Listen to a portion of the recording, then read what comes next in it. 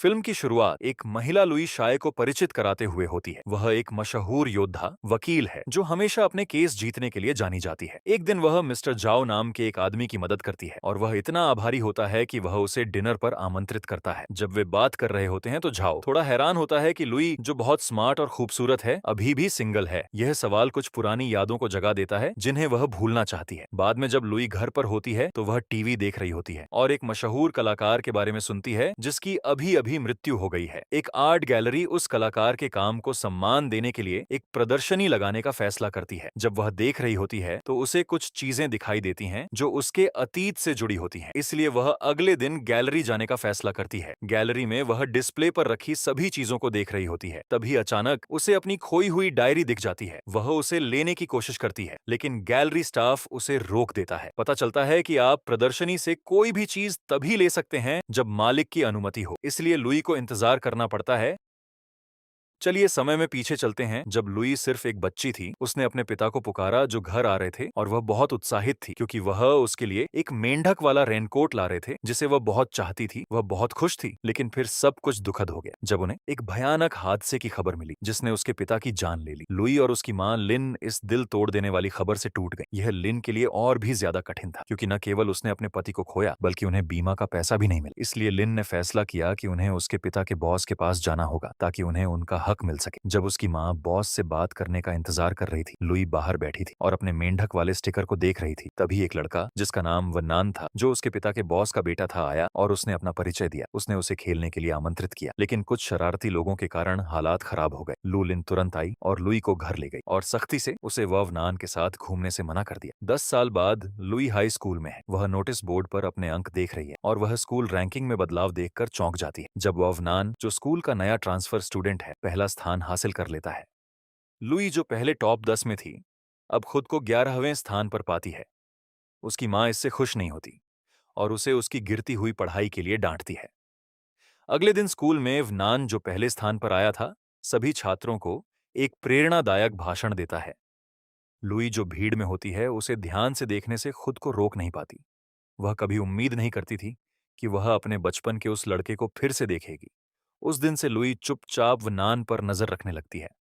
भले ही वह उसे उस लड़की के रूप में याद नहीं करता जिसके साथ वह एक दशक पहले खेला था। वह उसकी पढ़ाई की तकनीकों का भी पालन करने की कोशिश करती है, जैसे वह अंग्रेजी शब्द कैसे याद करता है। एक दिन लुई स्कूल की छत पर जाती है जहां वह जानती थी कि नान अक्सर आता है। वह दीवार पर कुछ गुमनाम संदेश लिखती है, उम्मीद करती है कि वह उन्हें नोटिस करेगा। जिम क्लास के दौरान एक अफवाह फैल रही थी कि यान यान नाम की एक लड़की वनान के करीब है। लुई के कई दोस्त सोचते थे कि वे एक परफेक्ट जोड़ी हैं, लेकिन जब उसने यह सुना तो उसने इसे खुद पर असर नहीं होने दी। उसने अपने दोस्तों के साथ अपनी दौड़ की प्रैक्टिस पर ध्यान दिया। फिर कुछ अप्रत्याशित हुआ। उसकी दोस्त जेन वेन रू मैदान पर गिर गई और घबरा गई क्योंकि उसका लकी चार्म खो गया था। लुई ने उसे शांत करने की कोशिश की और उसे मैदान से बाहर ले गई। और तभी अचानक वह नान आ गया और उसने वेन रू को वह ताबीज दे दिया जो उसे मैदान पर मिला था। कुछ दिनों बाद लुई फिर से स्कूल की छत पर गई और उसे बड़ा सरप्राइज मिला जब वह नान वहां था और वह उन संदेशों का जवाब दे रहा था जो उसने दीवार पर लिखे थे। इसके अलावा लुई ने वरनान के बारे में जितना हो सके उतना जानने की कोशिश की। वह देखती थी कि वह चॉपस्टिक कैसे पकड़ता है और हमेशा उसके करीब रहने की कोशिश करती थी। एक बार लुई और उसके दोस्तों की स्कूल परफॉर्मेंस के लिए रिहर्सल थी।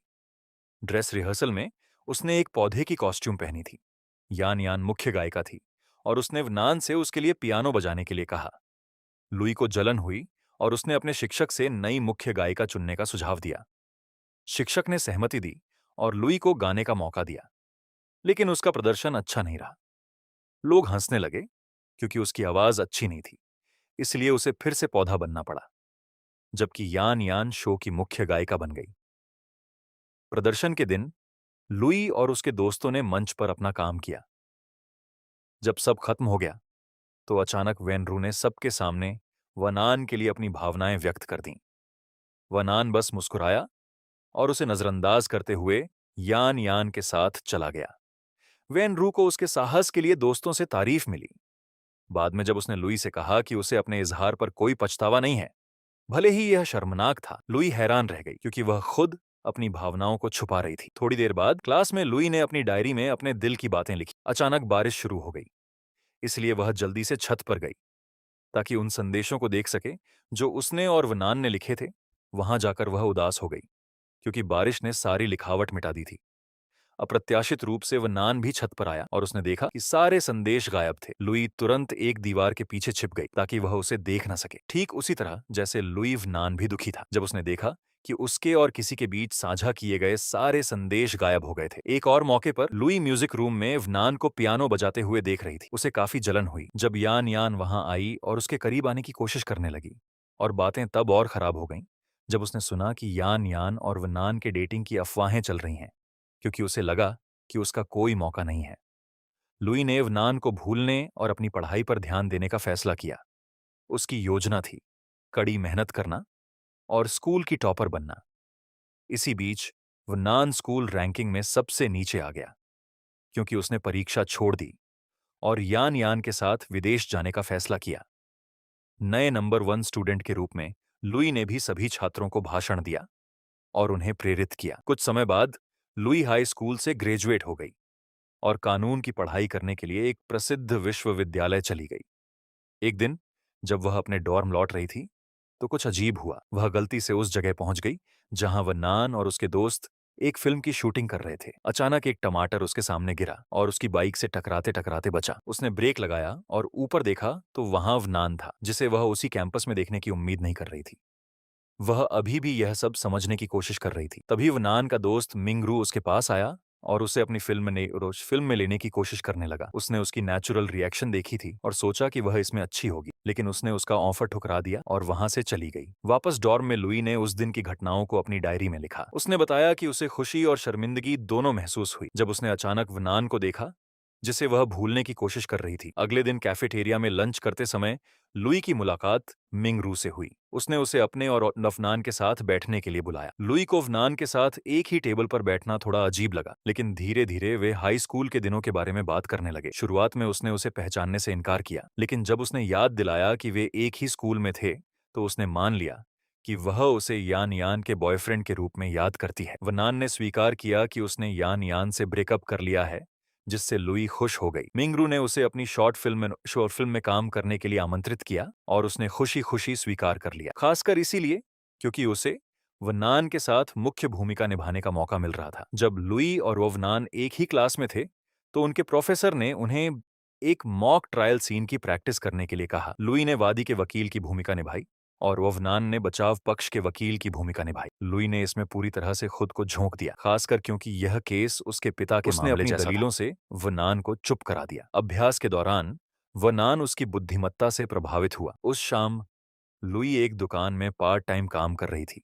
तभी अचानक अवनान वहां आया और बहुत सारा खाना ऑर्डर किया क्योंकि उसे लगा कि इससे उसे बोनस मिलेगा। लुई उसकी इस हरकत पर हंस दी। जब उसकी शिफ्ट खत्म हुई तो वह दुकान बंद करने में उसकी मदद करने के लिए रुका और उसे घर तक छोड़ने गया। रास्ते में वो नान ने सुझाव दिया कि वह नौकरी छोड़ दे क्योंकि मेहनत के हिसाब से पैसा कम था, लेकिन उसने मना कर दिया और कहा कि उसे अपने खर्चों के लिए पैसों की जरूरत है। थोड़ी देर बाद उसे अपनी रूममेट का फोन आया जो एक बार में मुसीबत में थी। वह और अवनान तुरंत उसकी मदद के लिए पहुंचे। वहां उन्होंने उसकी मदद करने की कोशिश की और अवनान ने बहादुरी से मामला सुलझाने की कोशिश की, लेकिन आखिर में वे खुद ही मुसीबत में फंस गए और उन्हें जल्दी से वहां से भागना पड़ा। भागते हुए उन्हें एक जगह छिपने की मिली, लेकिन जैसे ही वे बाहर आने वाले थे बारिश शुरू हो गई, इसलिए उन्हें वहीं रुकना पड़ा। बारिश रुकने का इंतजार करते हुए वनान ने उसे नौकरी छोड़ने के लिए मजबूर करने पर माफी मांगी, लेकिन उसने कहा कि उसे कोई परेशानी नहीं है, बल्कि उसने बार में उसकी दोस्त की मदद करने के लिए उसका धन्यवाद किया। वनान ने अपने हाई स्कूल के दिनों के बारे में बताया कि वह स्कूल की छत की दीवार पर किसी के साथ संदेशों के जरिए बात करता था। उसने कहा कि वह जानना चाहता था कि वह कौन था और उसने यान यान पर भी शक किया। यह सुनकर लुई चुप रही क्योंकि वह यह नहीं बता सकती थी कि वह वहीं थी। अगली सुबह जब लुई कॉलेज जाने के लिए तैयार हो रही थी तो उसने घोषणा सुनी कि भारी बारिश और तूफान की संभावना के कारण कक्षाएं रद्द कर दी गई हैं। थोड़ी देर बाद वनान ने उसे फोन किया और पूछा कि वह कहाँ है। वो उससे मिलने के लिए उत्सुक था। लुई ने झूठ बोला कि वो कैंपस बिल्डिंग के सामने है। वह नान ने उसे वहां इंतजार करने को कहा। कॉल के बाद लुई जल्दी से वहां पहुंची और जानबूझकर अपनी छतरी पीछे छोड़ दी ताकि वो उसे पहचान न सके। वो उसका इंतजार करती रही और थोड़ी देर में वो आया और उसे एक मेढक वाला रेनकोट दिया, बिल्कुल वैसा ही जैसा उसके पिता देने वाले थे। ये देखकर वो बहुत खुश हुई। कुछ दिनों बाद लुई और उसके दोस्त मिंग रू की शॉर्ट फिल्म की शूटिंग के लिए एक द्वीप पर गए। शूटिंग खत्म होने के बाद वे बस से वापस लौट रहे थे। लुई व नान के बगल में बैठी थी। अचानक उसने उससे पूछा कि उसे धूप, बादल या बारिश में से क्या पसंद है। वह नान को छत पर पड़ा हुआ संदेश याद आया, इसलिए उसने कहा कि उसे बारिश पसंद है, जैसे उसने पहले लिखा था। ये सुनकर लुई बहुत खुश हुई और उसने उसका हाथ पकड़ लिया। उसी समय वह नान ने कहा कि उसे वो व्यक्ति मिल गया है जिसे वो ढूंढ रहा था। उस दिन से उन्होंने डेटिंग शुरू कर दी। लुई और वह नान हमेशा साथ रहने लगे, कैंपस में और यहां तक कि उसकी नौकरी वाली जगह पर भी वो उसे सरप्राइज देने आ जाता था, क्योंकि वो उससे दूर नहीं रह सकता था। जब लुई घर पहुंची तो उसने अपनी मां लिन को खुश देखा, क्योंकि उसने वह नान के माता-पिता के खिलाफ कानूनी कार्रवाई के लिए पर्याप्त सबूत इकट्ठा कर लिए थे। हालांकि लुई खुश थी कि उसके पिता को न्याय मिल सकता है, लेकिन वो अपने रिश्ते को लेकर चिंतित थी। अगले दिन वे दोनों अपने पुराने स्कूल गए और अपनी पुरानी यादों को ताज़ा किया। उन्होंने छत पर जाकर फिर से वादा किया कि वे एक दूसरे को नहीं भूलेंगे। कुछ समय बाद वह नान ने कहा कि उसे कुछ पारिवारिक काम है और वो उसके साथ नहीं जा सकता। उसके बिना लुई को खालीपन महसूस होने लगा और एक हफ्ते तक उसकी कोई खबर नहीं मिली। फिर एक दिन उसे पता चला कि वह नान ने अपने प्रभाव का गलत इस्तेमाल किया। उसी दिन उसकी मां आई और बताया कि केस जीत लिया गया है और वह नान के पिता को जेल हो गई है। उसकी मां को सदमा लगा और उसे अस्पताल ले जाया गया। ये सुनकर लुई दुखी हो गई और अस्पताल भागी। लेकिन वहां उसने यान यान को देखा, जिसने उसकी डायरी पढ़ ली थी। उसने लुई से कहा कि वो वह नान को भूल जाएं क्योंकि वो उसके साथ विदेश जा रहा है। ये सुनकर लुई ने उसे छोड़ने का फैसला किया और आगे बढ़ने का निश्चय किया। वर्तमान में गैलरी में लुई को अपनी डायरी वापस मिलती है और उसमें वह नान की लिखी बातें देखकर वो चौंक जाती है। उसे पता चलता है कि वो हमेशा उससे प्यार करता था और उसके करीब आने की कोशिश करता रहा। आखिर में वे गैलरी के सामने मिलते हैं और वो वही सवाल दोहराती है। वनान कहता है कि उसे बारिश से ज्यादा वो पसंद है। ये सुनकर लुई बहुत खुश हो जाती है, क्योंकि इसका मतलब है कि वे फिर से साथ हो सकते हैं। ये कहानी दिखाती है कि सच्चा प्यार मुश्किलों को पार कर सकता है और अगर दो लोग खुलकर अपनी भावनाएं व्यक्त करें तो वो और मजबूत होकर वापस आ सकता है।